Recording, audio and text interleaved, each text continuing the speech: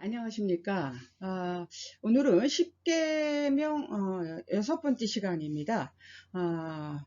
6계명인 살인하지 말라와 7계명인 간음하지 말라, 이 두 계명을 각각 좀 간단히 다루도록 하겠습니다.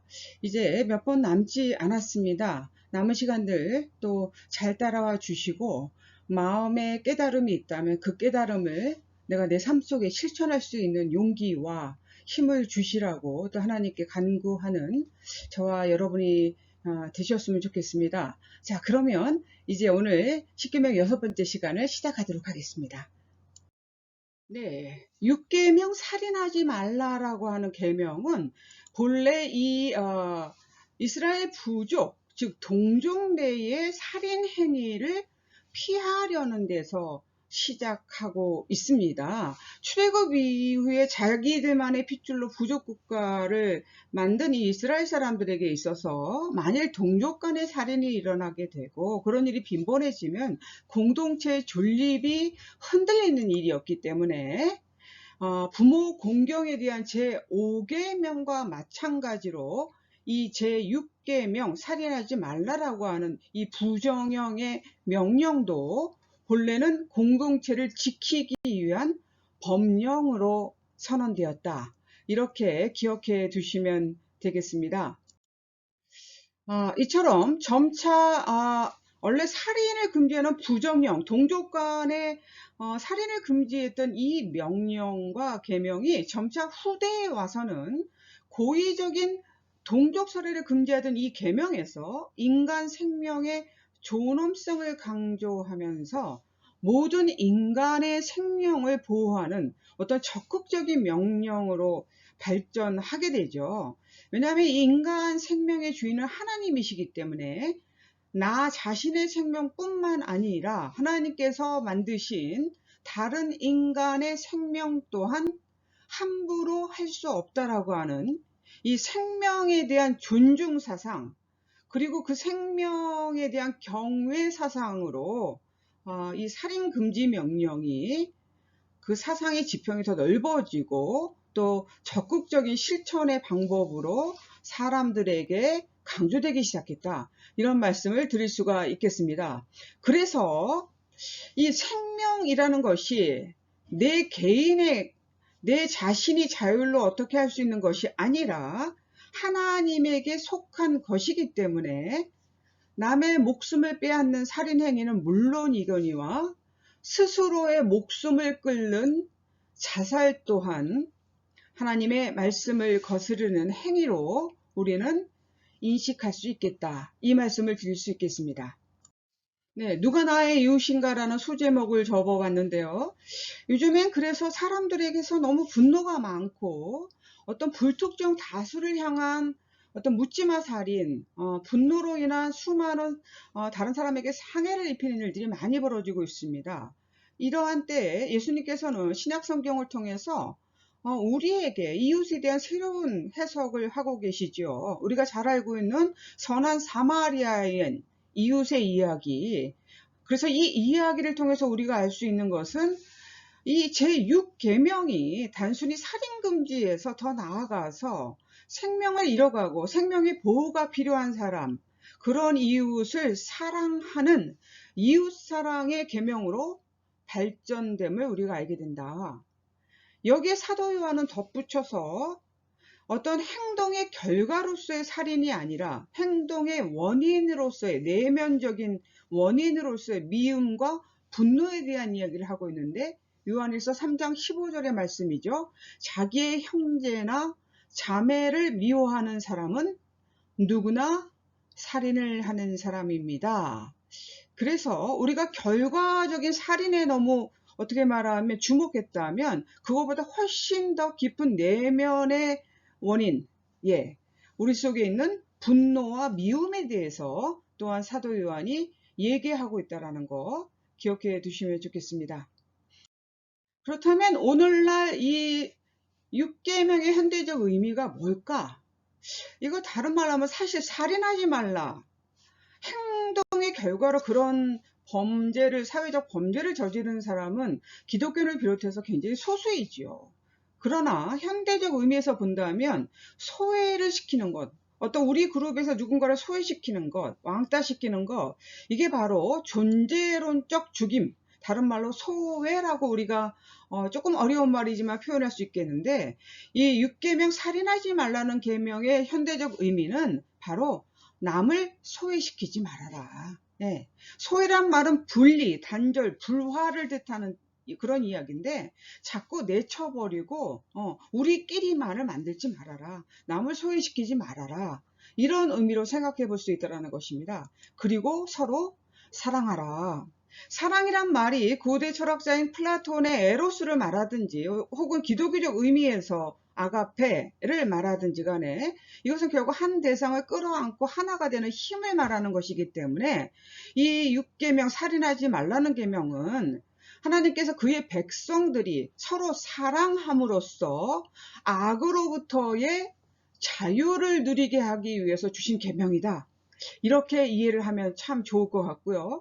거기서 더 나아가서 우리의 이웃이 누구인가? 인간뿐 아니라 우리의 너무나 선한 이웃, 자연 피조물에 대한 더 이상의 약탈과 유린을 우리 인간들이 스스로 멈춰야 된다. 이렇게 6계명의 현대적 의미를 생각해 볼 수 있겠습니다. 네, 7계명입니다. 간음하지 말라. 간음하지 말라는 것도 제6계명처럼 공동체의 기반, 가정을 흔드는 행위이기 때문에 공동체의 근간을 무너뜨리는 그런 행위이기 때문에 굉장히 강력하게 규제하고 그리고 큰 벌로 다스렸다는 것을 저희들이 잘 알고 있습니다. 간음 또한 공동체 기반인 가정을 무너뜨린다는 점에서 살인과 마찬가지로 사형에 해당하는 행위로 당시에 여겨지게 되죠. 구약 성경에 보면 레위기와 신명기에서는 부정하게 정을 통한 남자와 여자를 함께 사형에 처하도록 규정하고 있습니다. 그런데 남자와 여자의 신분적인 위치와 권리가 고대 이스라엘에서는 달랐습니다. 그렇기 때문에 이스라엘 남자가 간음죄로 처벌을 받는 경우는 단 한 경우죠. 남편이 있는 여성을 범한 경우 혹은 정혼자가 있는 약혼자를 범한 경우에만 해당하는, 다소 남자와 여자에게 간음죄를 물었을 때 여성에게는 다소 불평등한 규정으로 당시에는 여겨졌었다. 그렇다면 현대에는 이 제7계명 간음하지 말라라는, 원래는 성인 남자, 이스라엘 성인 남자에게 주어졌던 이 계명을 우리는 어떻게 이해해야 될 것인가 또 생각을 해봐야 되겠습니다. 예, 무엇으로도 막을 수 없는 간음이라고 하는 소제목을 달아봤는데요. 방금 말씀드렸듯이 당시 간음이 오늘날 우리가 생각하는 사용하는 의미와 좀 다르다는 말씀을 드렸습니다. 오늘날 우리는 간음은 모든 성적인 외도를 간음으로 규정을 하고 있죠. 그런 반면에 고대 유대인들, 이스라엘 사람들은 단지 다른 사람의 아내와 성적인 접촉을 한 것만을 간음으로 규정했습니다. 그래서 이 모든 간음의 여자의 결혼 여부만이 문제시되었을 뿐이지 남자의 결혼 여부는 밝힐 필요도 없었던 시대적인 정황이 있었다는 말씀을 먼저 드렸고요. 고대 유대인들 사회에서는 이 간음이 당시에도 굉장히 만연한 범죄였던 것 같습니다. 이러한 이야기들이 전해져 내려오고 있는데 지옥에서 결코 돌아올 수 있는 세 사람이 있다. 첫 번째는 사람들 앞에서 자기 동료를 창피하게 만든 사람이고, 두 번째는 자기 동료를 무례한 별명으로 불러서 그를 정말 또 창피하게 만든 사람이고, 그 다음에 세 번째는 간음을 범한 사람이다. 이렇게 얘기를 하고 있죠. 그래서 성경 자문에도 보면 여인과 간음한 자는 무지한 자라, 이것을 행하는 자는 자기의 영혼을 망하게 하며 라고 하는 말씀이 나오고 있습니다. 유대인 사회에서는 계속 하나님 앞에서 절대로 정당화될 수 없는 죄에 대한 이야기들도 여러 이야기가 있는데, 어떤 경우에도 정당화될 수 없는 세 가지 죄로 통상적으로 이 세 가지를 얘기하죠. 우상 숭배, 그리고 살인, 간음. 그런데 놀랍게도 이렇게 강력한 어떤 나름대로의 공동체의 규정을 가지고 이 간음에 대해서 혹독하게 치리해왔지만 그럼에도 불구하고 간음이 결코 중단되지 않았음을 성경은 또한 증언하고 있습니다. 예레미야서 5장 7절에서 8절, 예레미야서 7장 9절에서 10절, 그리고 예레미야서 29장 23절에 보면 대략 다 비슷한 말씀들이 나오고 있는데요. 제가 그 한 말씀을 좀 읽어드리면 이런 말씀입니다. 내가 그들을 배불리 먹인즉 그들이 간음하여 창기의 집에 허다히 모이며 그들은 두루 다니는 살진 수말같이 각기 이웃의 아내를 따르며 소리 지르는도다. 이것이 상당히 만연한 사회적인 범죄였고 어떤 문화로 자리 잡고 있었음을 우리가 성경 말씀을 통해서도 알 수가 있다는 것입니다. 네, 그렇다면 우리 사회는 과연 어떤가? 우리 사회도 굉장히 심각하죠. 상당히 위험한 어떤 사랑지상주의식의 위험한 태도가 한국 사회의 어떤 문화적인 한 형태로 지금 만연되어 있다. 그리고 그게 계속 어떤 미디어들, 드라마들, 문학 작품들을 통해서 재생산되고 있다. 이 얘기를 드리고 싶습니다. 위험한 태도, 사랑에 빠진 게 죄는 아니잖아.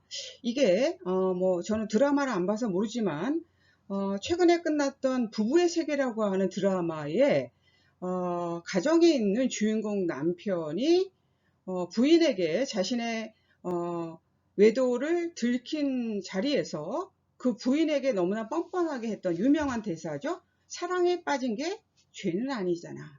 이게 뭡니까? 결국은 사랑하는 게 뭐가 문제인가라. 사랑하면 용서받을 수 있는 거 아닌가. 사랑에 빠진 게 죄는 아닌가라는 식의 이런 무책임한 사랑지상주의의 현대적인 풍조가 우리 사회 소위 성개방을 부추기는 가늠하는 문화를 만들게 되고 이런 것들이 우리로 하여금 죄의식 없이 이루어지는 간음과 무분별한 성개방 문화를 만들고 있다. 그렇다면 이런 혼돈적인 혼탁한 사회에서 우리 기독교인들은 어떻게 살아가야 될 것인가? 또 7계명을 어떻게 바라봐야 될 것인가? 제일 중요한 것은 뭡니까? 이제는 여성과 남성 모두 다 혼인과 가정의 신성함을 생각하고 서로를 존중하는 성관계의 태도를 고양시켜야 되겠다. 그렇게 7계명의 의미를 확대시켜 가야 되겠다. 이것이 가장 중요하지 않은가라는 생각을 해보게 됩니다. 예, 그래서 7계명의 결론은 결국은 남녀의 관계는 진정으로 서로를 아는 인격적 관계로 고양돼야 되고 확대돼야 된다. 그렇게 나아가야 된다. 이 성관계에 대해서 성경은 종종 알게 되다라고 하는 표현을 쓰고 있습니다. 그래서 이 성적 결합이 단지 자손을 번식하거나 쾌락을 추구하는 육체적 관계에서 끝나는 것이 아니라 두 사람이 진정으로 서로를 알게 되는 행위가 돼야 된다. 그런 인격적 관계가 돼야 된다. 그렇게 얘기할 수 있는 것이죠. 지금 사회에서 벌어지고 있는 수많은 이 성개방의 어떤 타락적인 면모는 어떤 죄된 속성에서 비롯된 것들이기 때문에 이것에 대해서 기독교인들은 경계하고 늘 하나님께 자신의 삶이 하나님께서 원하시는 방향으로 나아갈 수 있도록 도와달라고 하는 기도가 항상 있어야 되겠죠. 우리 사회에서 너무 많은 유혹이 있습니다. 그리고 인간은 신이 아니기 때문에 살다 보면 그 유혹에 빠지게도 되고 잘못을 저지르게도 됩니다. 그러나 하나님 앞에 붙들린 사람은 선과 악을 혹은 악으로 가는 잘못을 선택해야 하는 상황 속에서 하나님 앞에 붙들려 있는 사람은 제대로 된 선택을 할 수 있다. 그것이 우리가 하나님께 예비하고 말씀을 보고 기도하는 이유가 되는 것입니다. 그것이 기독교인과 비기독교인을 나누는 또한 출발점이 되기도 하겠죠. 그래서 이 오늘 배운 6계명과 7계명, 살인하지 말라라고 하는 단순한 동족 간의 금지, 살인 금지의 명령이 어떻게 생명을 존중하고 보호하고 경외하는 계명으로까지 나아가게 되었는가. 그리고 더 나아가서는 남을 소외시키는 행위들, 남과 자꾸 분리하고 단절하려고 하는 행위를 하지 말라라고 하는, 그래서 서로 사랑하라고 하는 계명으로까지 하나님께서 오늘 우리에게 요구하고 계신가에 대해서 우리가 살펴봤고요. 또 7계명을 통해서 이 혼탁한 사회 문화 속에서 사랑하면 다 된다라고 하는 식의 요상한 사랑지상주의, 그 허울을 우리가 잘 바라보면서 정말 하나님이 생각하고 하나님께서 바라보시는 건강한 남녀간의 관계가 어떻게 돼야 되는 것인가에 대한 여러분 나름대로의 결단과 그리고 기도와 또 잘못한 것들이 있다면 회개가 먼저 선행되는 그런 계명으로 오늘 6계명, 7계명을 여러분이 공부하고 또 마무리했으면 하는 생각을 하게 됩니다. 이번 한 주간도 살아가시면서 하나님께서 나에게 오늘 이 말씀들을 통해 주신 깨달음, 그 깨달음을 내 삶 속에서 실천하는 그런 놀라운 일들이 저와 여러분 가운데 있어지기를 소망합니다. 아멘.